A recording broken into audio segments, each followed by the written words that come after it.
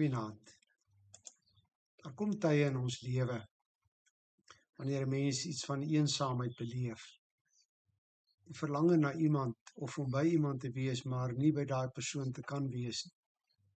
In sulke oomblikke besef ons iets van die verlatenheid, maar net iets, want wat Christus aan die kruis beleef het, gaan ons verstand te bowe. Deur sy hele lewe het hy eensaamheid geken. Daar was nie plek vir hom in 'n herberg toe hy gebore is nie. As baba moes sy ouers met hom vlug. Hy is verwerp deur sy eie mense. Hy het geen vaste tuiste gehad nie. En hoe nader dit aan die kruis gekom het, hoe meer het hierdie verlatenheid toegeneem. Hy moet die pad alleen loop. Hy word deur 'n disipel verraai, deur 'n ander een verloon, deur hulle almal verlaat. En dan aan die kruis bereik sy eensaamheid 'n dieptepunt wanneer hy deur God verlaat word. 12 uur kom daar 3 uur lank duisternis oor die land. En in hierdie donker uur roep Jesus uit, my God, waarom het U my verlaat? Hier gebeur iets wat ons nooit sal kan verstaan nie. Dit is nie net dat mense hom verlaat het. Nou word hy deur God, sy Vader, verlaat. Hy het altyd in volmaakte gehoorsaamheid met sy Vader geleef, een van die drie eenheid. En nou ervaar hy hierdie verskriklike verlatenheid. God wat deur God verlaat word, is eenvoudig te groot. Ons staan hier stil. En hier bely ons, want die diepte gaan ons verstand te bowe. Tog het Jesus hierdie woorde hard uitgeroep. Niemand kon sien nie, maar dit kon gehoor word, sodat ons dit vandag kan hoor, kan oordink, en troos daaruit kan put. Wat sal ons hiervan sê?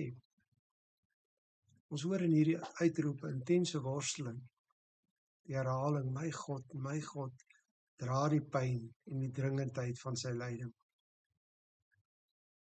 Anders as vroeër spreek hy God nie as Vader aan nie, maar as God. Die nabyheid het plek gemaak vir verskriklike afstand. En tog selfs hier hou Jesus vas. Hy sê nog steeds, my God. Hy laat nie los nie. Al is hy verlate. Hier vind ons die dieptepunt van die lyding van ons Here.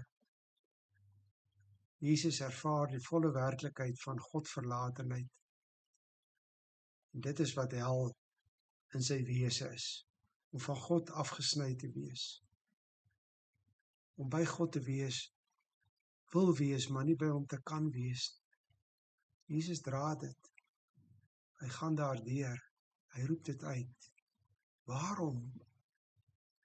Dis die vraag wat uit sy hart opkom. So erg menslike vraag. Tog is Jesus se waarom nie sinloos. Dit is deel van sy verlossingsplan. Sy waarom het 'n daarom. Hy dra die oordeel, sodat ons bevry kan word. Hy gaan deur die donker, sodat ons in die lig kan leef. Hy word verlaat, sodat ons nooit weer verlaat sal word. Aan die kruis neem Jesus die volle las van die toorn, van die straf op ons sonde op hom. Hy hang daar in ons plek.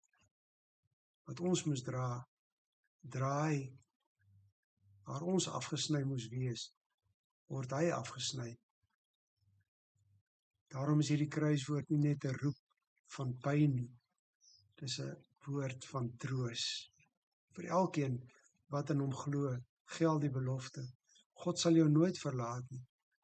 Selfs wanneer jy sy teenwoordigheid nie beleef nie, selfs in jou donkerste oomblikke, bly hy jou Vader. Ja, ons mag nog baie vrae hê. Ons mag nie daaroms op al ons waarom vrae hê nie. Maar ons hoef nooit te twyfel of ons alleen is nie. In Christus is ons veilig in die hand van ons Vader. Selfs in daardie uur wat vir ons almal wag, die uur van dood, van duisternis, hoef ons nie te vrees nie. Want hy is daar in ons Here Jesus Christus. Hoef ons nooit weer alleen te wees nie. Goeienaand.